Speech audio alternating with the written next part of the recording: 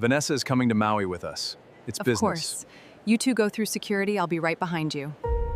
He didn't realize my seat would be empty until his entire life began collapsing. The moment my husband told me his beautiful secretary was joining our honeymoon, I did not scream.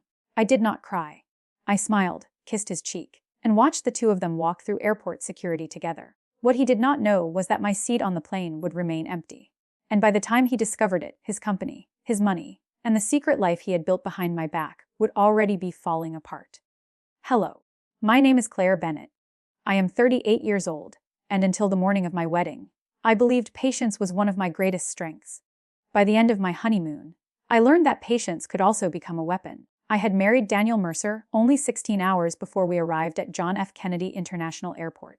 The wedding had been elegant but small. White roses filled a private garden in Westchester County. A string quartet played beneath old maple trees. 80 guests watched Daniel promise to honor me, protect me, and choose me every day for the rest of our lives.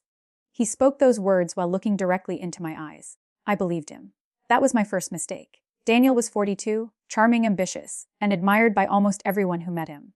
He owned a rapidly growing medical software company called Mercer Health Systems. The company created scheduling and billing programs for private hospitals and clinics.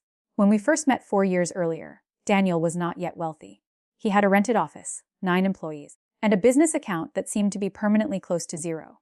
I had worked in corporate finance for more than a decade. I understood debt, contracts, investor agreements, and risk. When Daniel told me his company could change the medical industry, I believed the idea was strong. More importantly, I believed in him. I helped him rewrite his business plan. I introduced him to 2 investors. I reviewed every major contract before he signed it. When the company nearly failed during its second year, I invested money I had inherited from my grandmother. That money kept the doors open. Daniel called me his miracle. He said we were building a future together. 3 years later, Mercer Health Systems was valued at more than $60 million. By then, Daniel had become a different man. His suits became more expensive. His business dinners became later. He began carrying 2 phones and turning one of them face down whenever I entered the room. Still, whenever I questioned him, he had an explanation. The late dinners were for investors. The weekend trips were for clients. The second phone was for confidential business communication. And the beautiful young woman who seemed to appear in every part of his life lies only his secretary. Her name was Vanessa Cole. Vanessa was 29, polished, intelligent, and very aware of her beauty. She had long dark hair, careful makeup, and the kind of confidence that came from knowing powerful men noticed her. She became Daniel's executive assistant 18 months before our wedding. At first, she was friendly to me. She sent flowers on my birthday. She remembered my coffee order.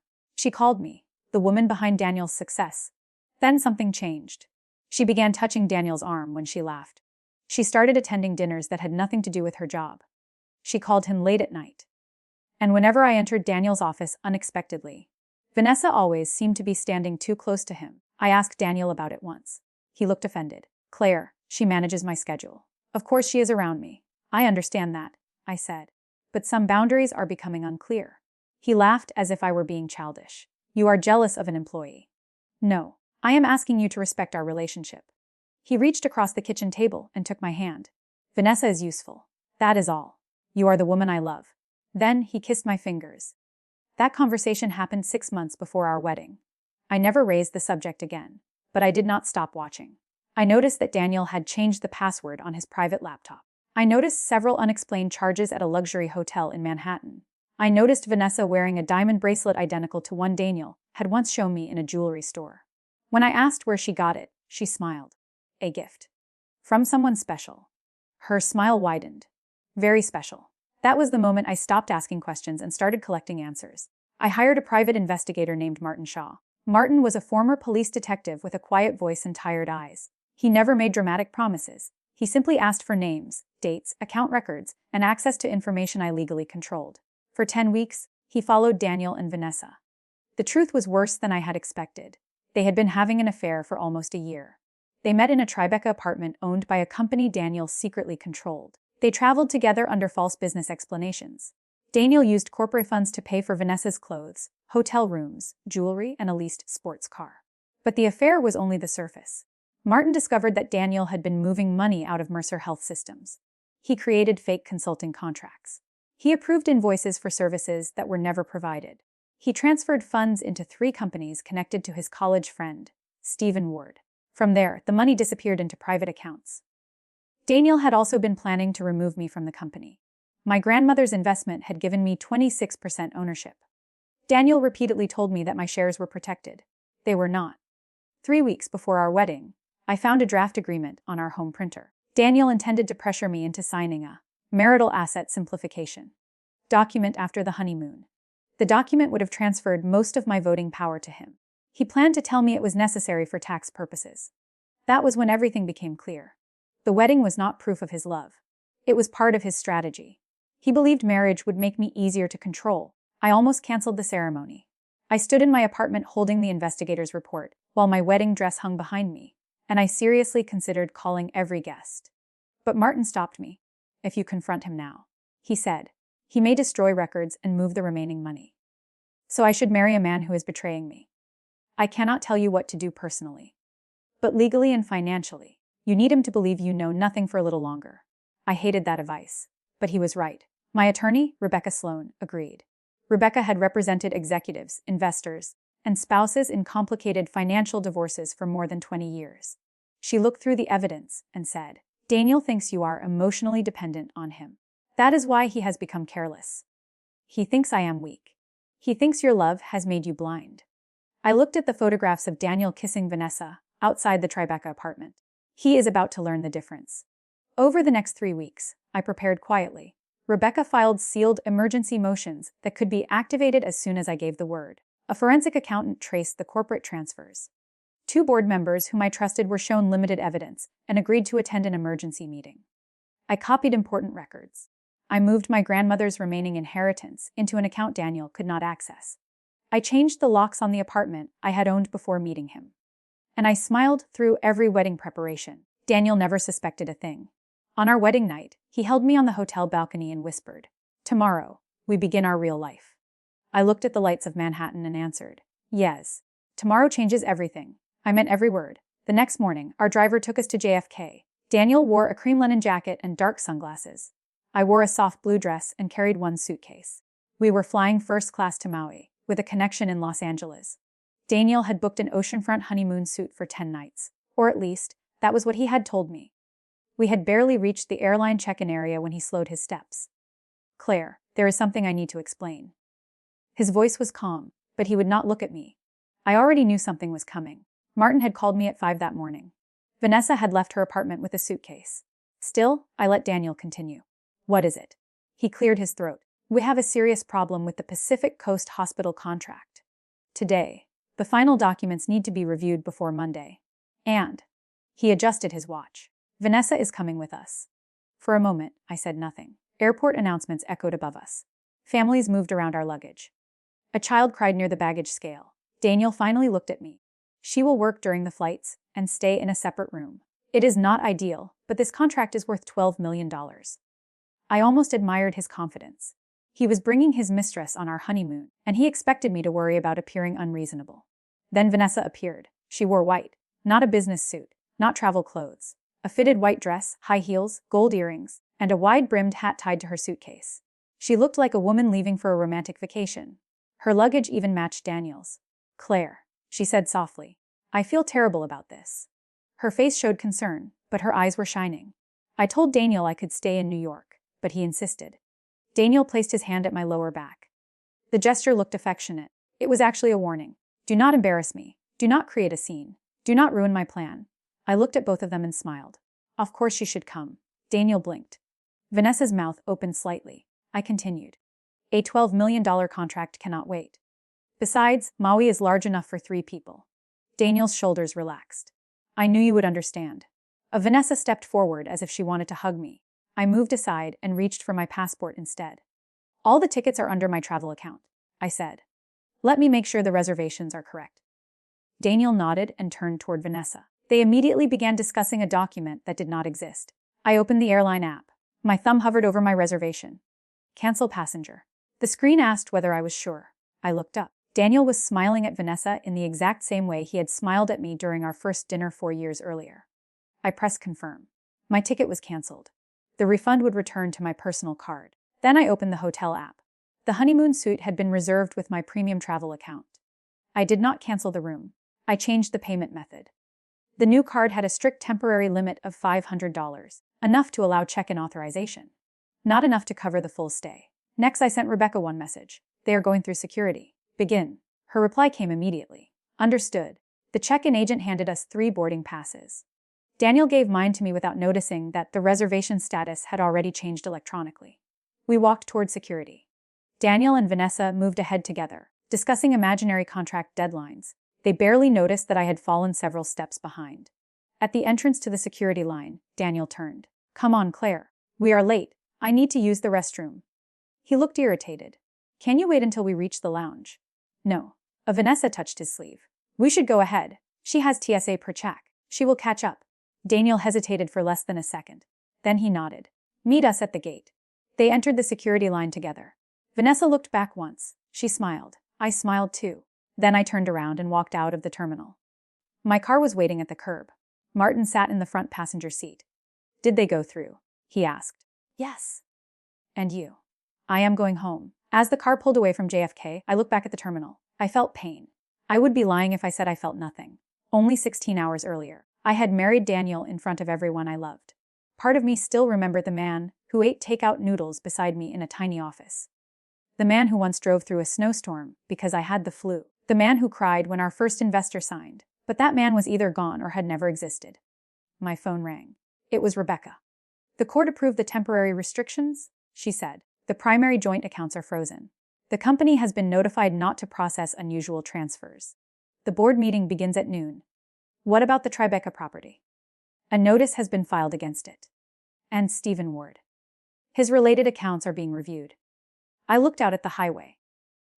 Good? Are you all right? No. It was the first honest answer I had given that day. But I will be. At 11:50, I entered the headquarters of Mercer Health Systems. The receptionist stared at me. Mrs. Mercer, I thought you were on your honeymoon. So did my husband. I handed her a formal notice. I am calling an emergency meeting of the board. The conference room filled slowly. Some board members looked confused. Others looked frightened. Daniel's chair at the head of the table remained empty. I sat beside it. Rebecca stood behind me. Our forensic accountant, Thomas Avery, connected his laptop to the main screen. I began without delay. My husband is currently on a flight to Hawaii with his executive assistant. One board member frowned. Why are we discussing Daniel's travel arrangements? We are not. Thomas displayed the first financial chart. We are discussing $4.8 million that has been removed from this company through false contracts, inflated invoices, and unauthorized transfers. The room went silent. I showed them copies of the consulting agreements, then the bank transfers, then the connection between the shell companies and Stephen Ward. Finally, I showed them hotel charges, jewelry purchases, vehicle payments, and the Tribeca apartment. The chief operating officer, Michael Trent, stared at the screen. Did Daniel approve all of this? Yes. Does he know we have these records? No. A board member named Patricia Lane leaned forward. What are you asking us to do? Remove Daniel as chief executive officer immediately. Suspend Vanessa Cole. Secure all company devices and accounts. Appoint Michael as interim CEO. Authorize a full independent investigation. Michael looked shocked. I did not know about any of this.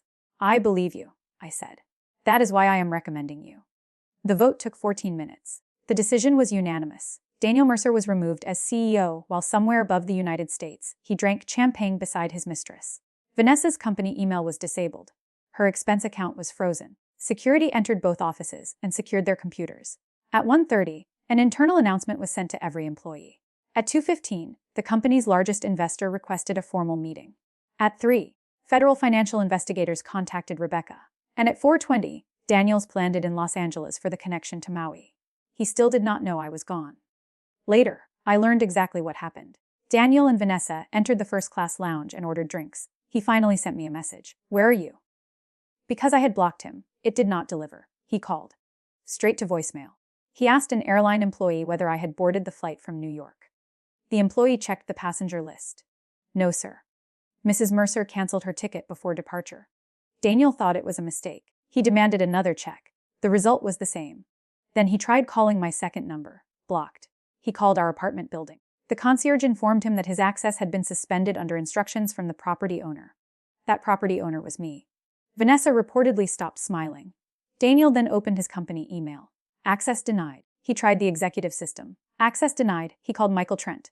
Michael answered. Daniel. The board has removed you as CEO pending a financial investigation. Daniel shouted so loudly that people in the lounge turned to stare. What financial investigation? The one involving shell companies, false contracts, and unauthorized payments. Daniel's face went white. He demanded to speak to me.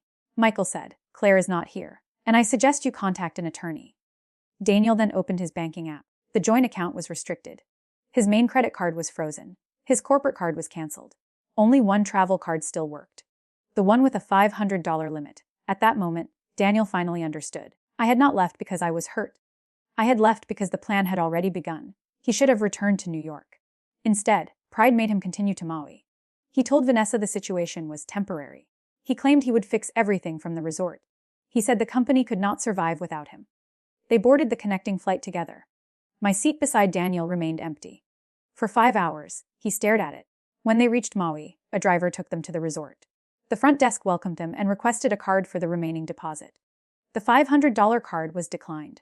Daniel tried 3 others. All failed. The manager remained polite. Mr. Mercer, we require a valid payment method. Daniel lowered his voice. My wife booked this suit.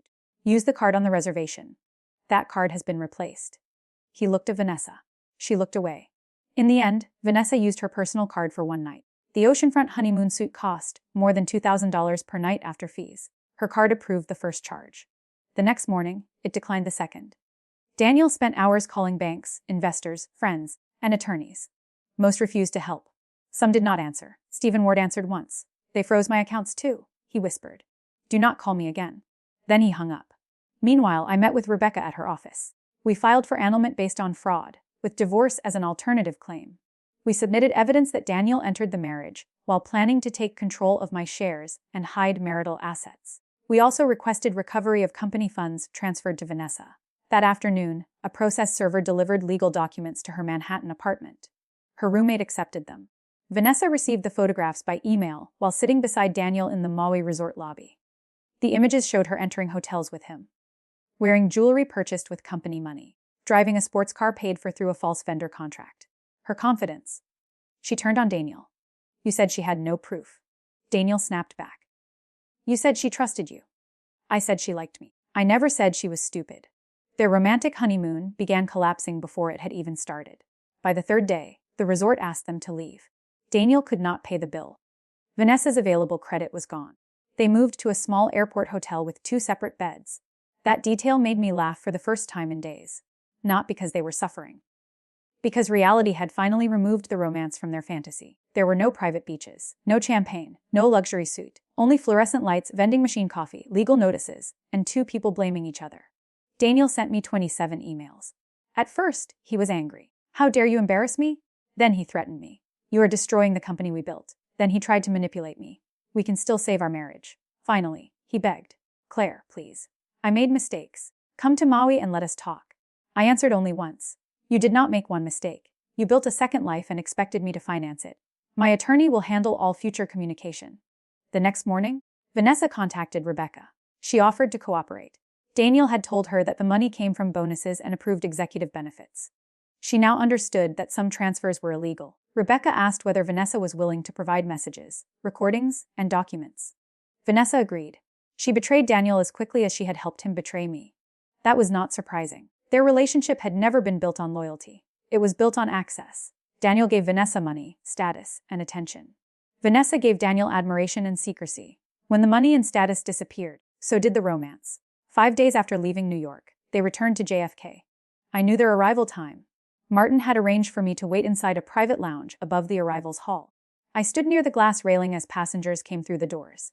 Then I saw them. Daniel looked 10 years older. His linen jacket was wrinkled. His beard was uneven. He carried his own suitcase because the luxury luggage had been held by the resort until part of the bill was paid.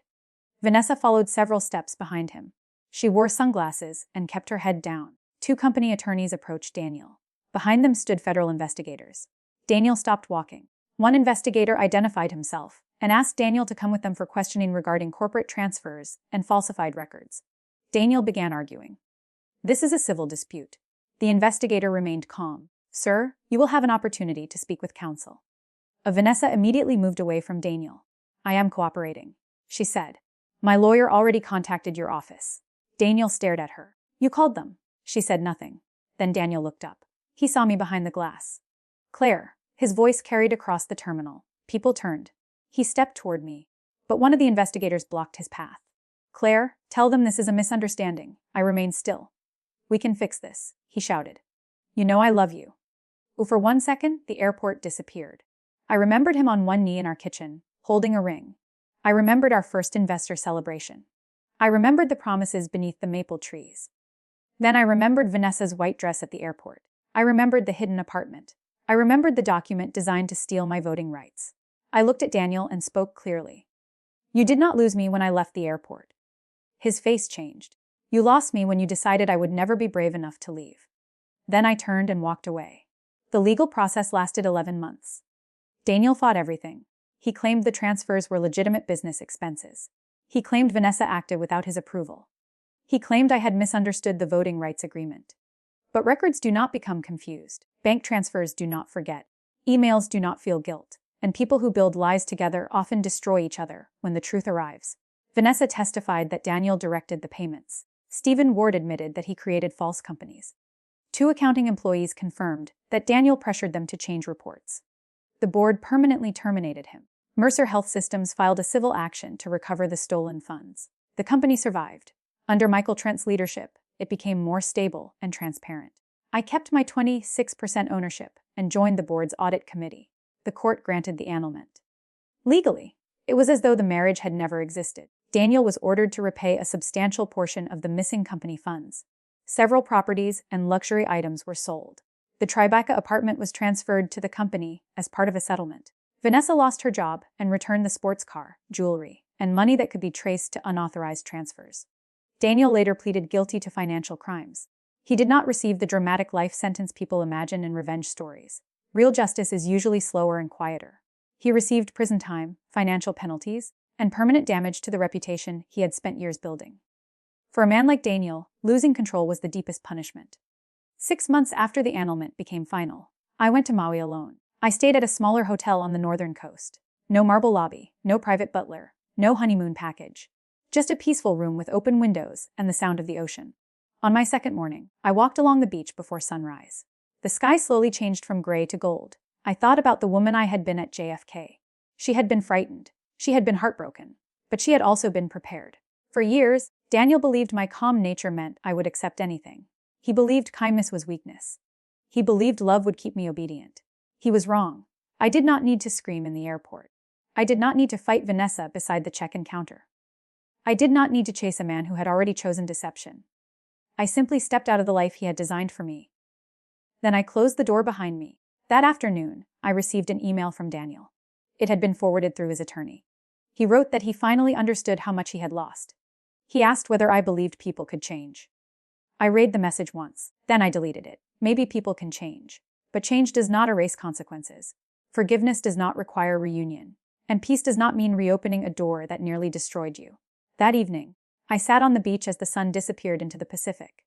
A plane crossed the sky above the island. For a moment, I imagined Daniel sitting beside the empty seat on our honeymoon flight, waiting for a wife he believed he controlled. He thought my absence was the beginning of his punishment. It was not. My empty seat was the first sign that I had finally chosen myself. And that is the lesson I carried home from Maui: never be afraid to leave an empty seat in someone else's life, when staying there would require you to disappear from your own.